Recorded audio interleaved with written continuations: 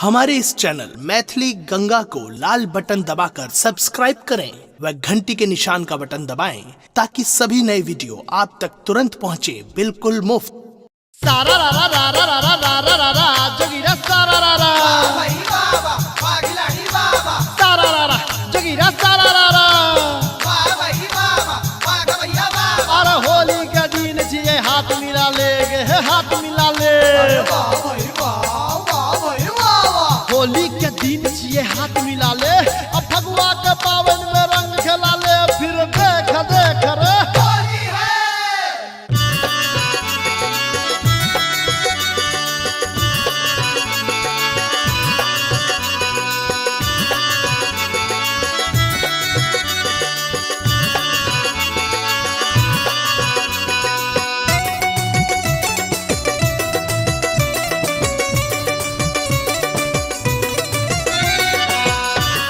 अपने सुन रहल छी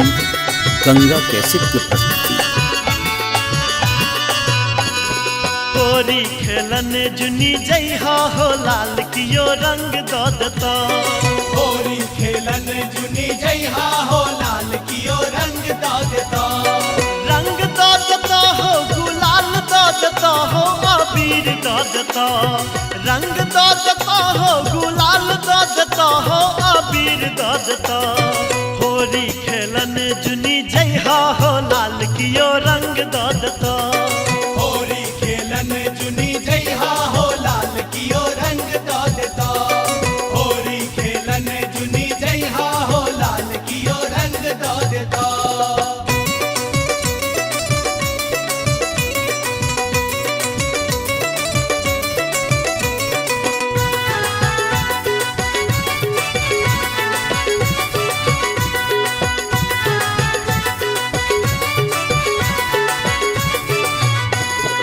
अवध के नारी सब बड़ा रंग रसिया बड़ा रंग रसिया हो बड़ा रंग रसिया अवध के नारी सब बड़ा रंग रसिया बड़ा रंग रसिया हा बड़ा रंग रसिया झुमका पहना कर नचता हो लाल कियो रंग ददता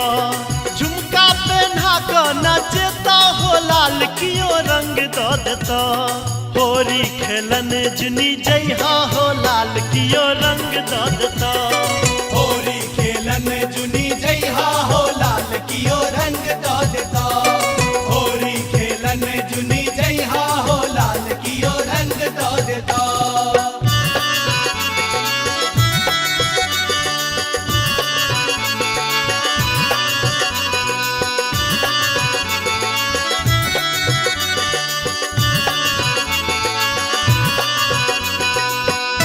अपने सुन रहल छी गंगा कैसेट के प्रस्तुति।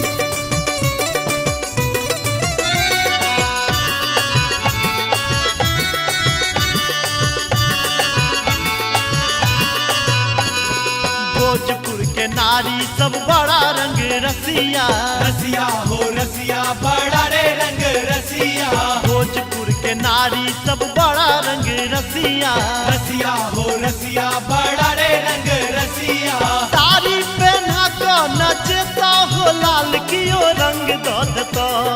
साड़ी पहना कर नचता हो लाल कियो रंग ददता होरी खेलन जुनी जइहा हो लाल कियो रंग ददता होली खेलन जुनी जइहा हो लाल कियो रंग दादता होली खेलन जुनी जइहा हो लाल कियो रंग दादता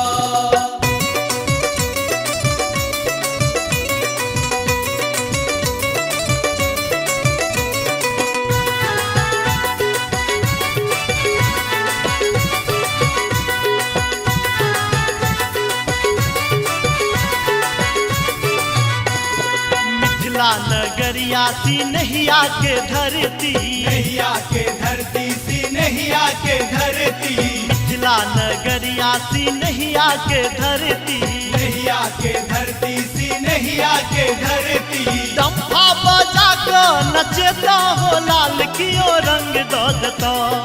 डम्फा बजा कर नचता हो लाल कियो रंग ददता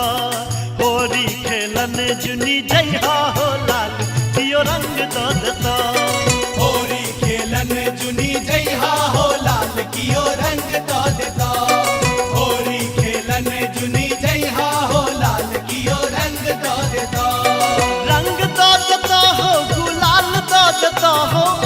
अबीर दो देता, रंग दो देता हो, गुलाल दो देता हो, अबीर दो देता। होरी खेलन जुनी जइहा हो, लाल कियो रंग दो देता। होरी खेलन जुनी जइहा हो, लाल कियो रंग दो देता। होरी खेलन जुनी जइहा हो, लाल कियो रंग दो देता। होरी खेलन जुनी जइहा हो, लाल कियो रंग दो देता। होरी खेलन जुनी जइहा हो, लाल कियो रंग दो देता। होरी खेलन जुनी जइहा हो, लाल कियो रंग दो देता।